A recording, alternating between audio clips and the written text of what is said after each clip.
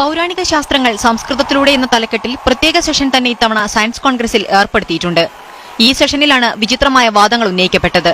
Right സഹോദരന്മാർ വിമാനം കണ്ടുപിടിക്കുന്നതിന് 7000 വർഷം മുൻപ് ഇന്ത്യയിൽ വ്യോമയാന സാങ്കേതിക വിദ്യ നിലവിലുണ്ടായിരുന്നു എന്നാണ് ആനന്ദ് ജെ ബോധാസിന്റെ പ്രബന്ധം.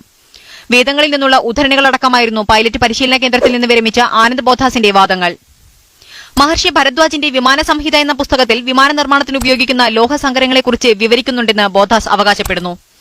പൈഥഗോറ സിദ്ധാന്തവും ബീജഗണിതവും ഇന്ത്യക്കാരുടെ കണ്ടുപിടുത്തമാണെന്ന് ശാസ്ത്ര കോൺഗ്രസ് ഉദ്ഘാടന ചടങ്ങിൽ കേന്ദ്രമന്ത്രി ഹർഷവർദ്ധനാണ് അഭിപ്രായപ്പെട്ടത്. BC 8ാം നൂറ്റാണ്ടിൽ രചിച്ച സുലഭസൂത്രയിൽ പൈഥഗോറ സിദ്ധാന്തത്തിന്റെ പൂർണ്ണരൂപമുണ്ടെന്ന് ഡോക്ടർ ഗൌരി മഹുലീകറും വാദിച്ചു. നാസ ചൊവ്വയിൽ കണ്ടെത്തിയ ഹെൽമറ്റിന് സമാനമായ വസ്തു മഹാഭാരത യുദ്ധത്തിന്റെ ശേഷിപ്പാണെന്നാണ് കിരൺ നായിക്കിന്റെ പ്രബന്ധം. ചൊവ്വയിൽ രാജാക്കന്മാർ നടത്തിയ യുദ്ധത്തിനിടെ താഴെ വീണ കിരീടമാണത്രേ നാസ കണ്ടെത്തിയത്.